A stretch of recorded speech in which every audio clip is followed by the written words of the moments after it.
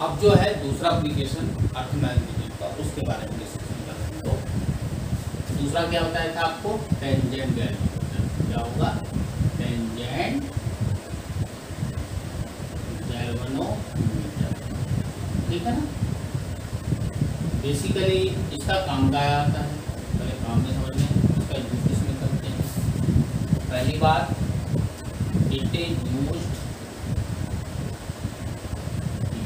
To detect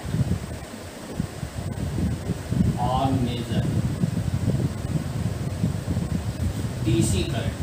DC current जानते हैं, battery वाली करंट होती है, वही डीसी, ठीक है ना। पहली ये किस पर बेस होता है, प्रिंसिपल क्या है इसका, ये तो यूज हो गया, इसका क्या हो गया, यूजेस।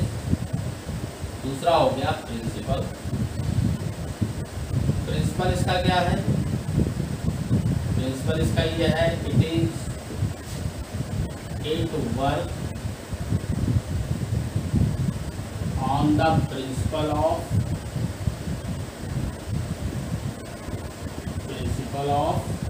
Tangent law.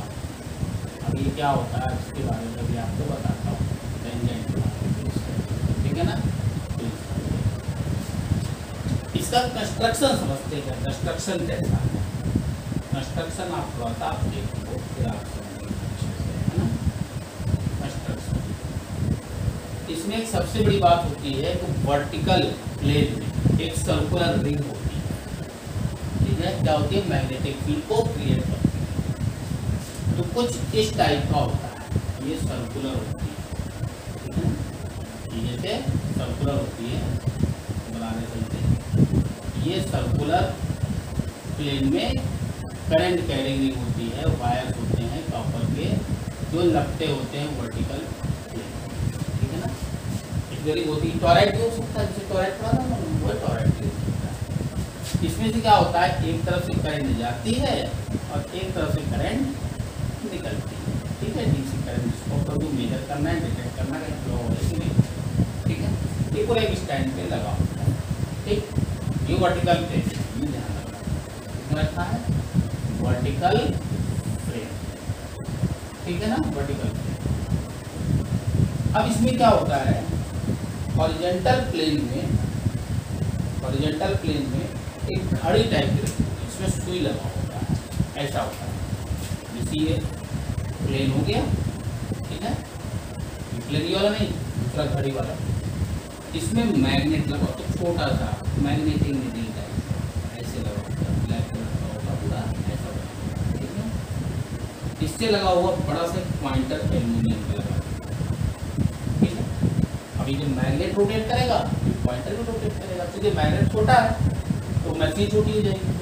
इसमें मशीन तो बड़ी रखी जाती है, घड़ी टाइप तो इतनी बड़ी कहीं होती है, ठीक है ना। तो उसमें छोटा सा मैग्नेट होता है, उसको पॉइंटर बड़े लगे, यहाँ पे कैलिब्रेटेड होता है। जैसे 0 डिग्री होगा, इधर भी 0 होगा, इधर कहाँ तक जाएगा, 90 तक जाएगा, यहाँ भी क्या होगा, 90 तक जाएगा, ठीक है ना। ऐसे तरीके से बने, ठीक है। ये 180 डिग्री भी हो सकता है, यहाँ 0 से लेकर 90 से 180, तो ये मेजर करता है कि कितना है, ठीक है। अब एक चीज़ आप समझें, इस घड़ी को ऐसे रखा है, अपन ने दिखाया, लेकिन घड़ी रखी कैसे होती है, हॉरिजॉन्टल, यानी कि यहाँ पे टाइप में कुछ ऐसे हॉरिजॉन्टल, ठीक है, हॉरिजॉन्टल होती है। ये तुम्हारा मैग्नेट हो गया, और ये इसका पॉइंट, तो ये किस प्लेन में रहेगी, हॉरिजॉन्टल, ठीक है ना। अब ये हॉरिजॉन्टल प्लेन में है। अब यहाँ पे देखो एक चीज ध्यान से, जैसे ऐसे रखा हुआ है मैग्नेट, ठीक है, तो मैग्नेट कहाँ ठहरेगा, नॉर्थ साउथ डायरेक्शन में ठहरेगा, ठीक है। एक नॉर्थ है, साउथ होगा, जब इसके बाद मैग्नेटिक नीडल है, बार मैग्नेट है, तो नॉर्थ साउथ में स्टे होना, तो ये नॉर्थ साउथ में स्टे हो गया, तो मान लो मैग्नेट ऐसे, तो पॉइंटर ऐसा हो जाएगा, ये पॉइंटर हो जाएगा फिर, ठीक है ना। अब ये इस तरह ठहरे, अगर इसमें कोई करंट फ्लो नहीं करेंगे, तो जब करंट फ्लो नहीं करेंगे तो इसमें मैग्नेटिक नीडल हमारी पोजीशन ऐसी है। लेकिन जैसे ही इसमें करंट फ्लो होगा, तो इसका ये वर्टिकल फ्रेम में है, तो इसके सेंटर पे मैग्नेटिक फील्ड आएगी। वो मैग्नेटिक फील्ड अगर इसी डायरेक्शन में है तो ठीक है, अर्थ के डायरेक्शन में, अगर नहीं परपेंडिकुलर है तो फिर क्या होगा, ये मैग्नेटिक नीडल रिफ्लेक्ट होगी मैग्नेटिक फोर्स के कारण, टॉर्क के कारण, ठीक है। तो उस डिफ्लेक्शन को जो हम लोग इससे मेजर करते हैं, ठीक है ना। तो आपको इतना थोड़ा साइड में बता दिया कि कैसे कैसे क्या कंस्ट्रक्शन है, ये अपन बना लेंगे, ठीक है। घड़ी घड़ी टाइप का फिर अच्छे से डायग्राम बनाते हैं, फिर उसको अपन, ठीक है, बना दीजिए इसको, फिर आगे तो अपन ये डायग्राम बताइए। इसे कंपास बॉक्स बोलते हैं। इस प्लेन में है हॉरिजॉन्टल, ये वर्टिकल प्लेन में करंट कैरिंग होता है, जैसे जस्ट लाइक टॉरॉइड की तरीके, ठीक है, वर्टिकल प्लेन में, ठीक। तो बस इसमें एक चीज को ध्यान रखना है कि for current measurement coil must be in magnetic meridian में होना चाहिए कॉइल।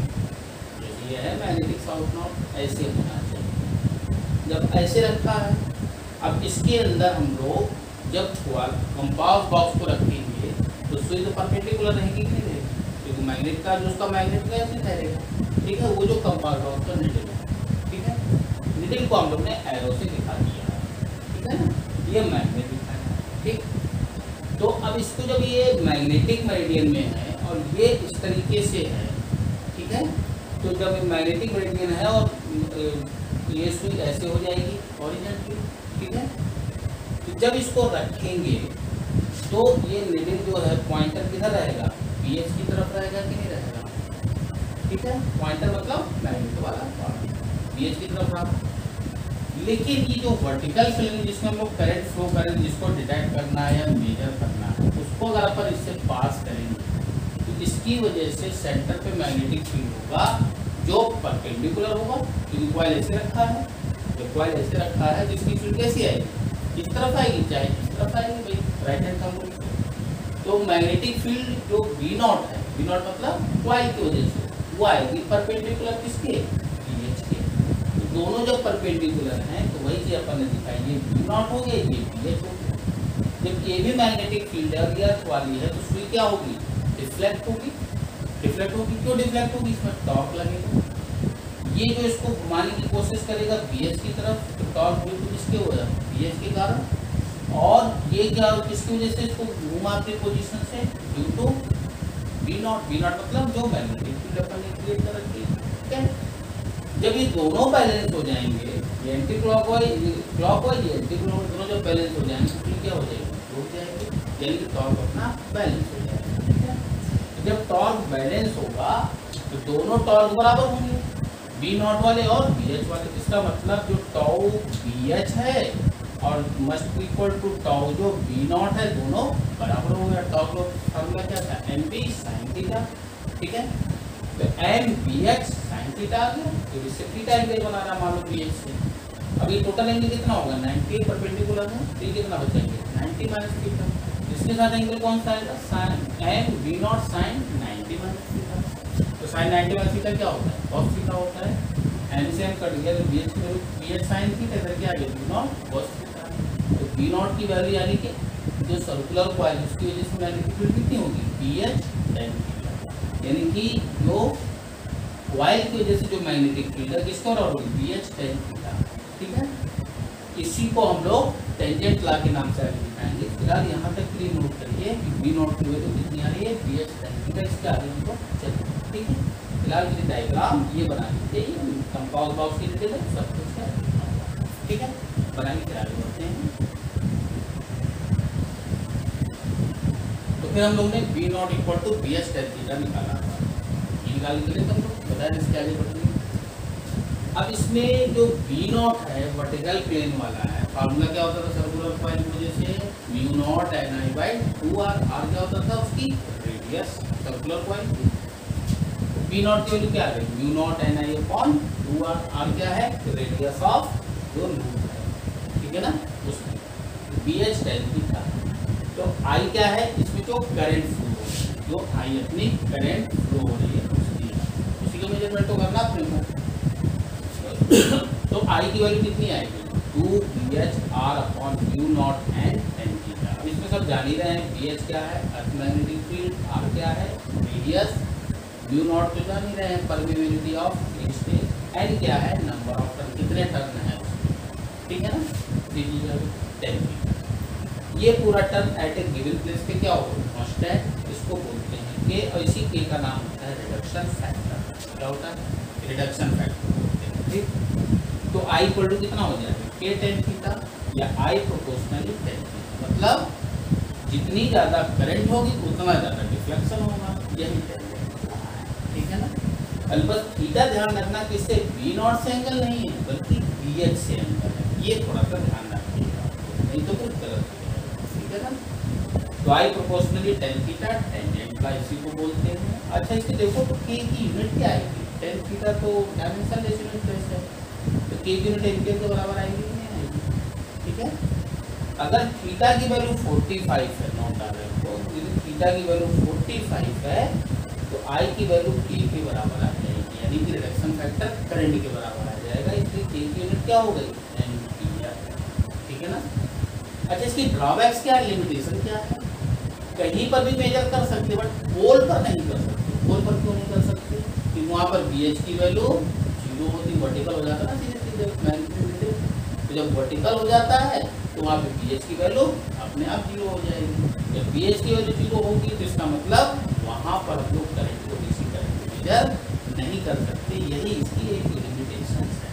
ठीक है ना, तो इतना नोट कर लीजिए, फिर लिमिटेशन भी लिखवा देते हैं, या लिख लीजिए जैसा भी हो, तो इसको लिख लीजिए फिर आगे बता देते हैं हम लोग।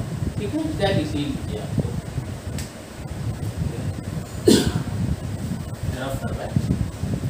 इसकी जो लिमिटेशन है, limitation it cannot be used at all,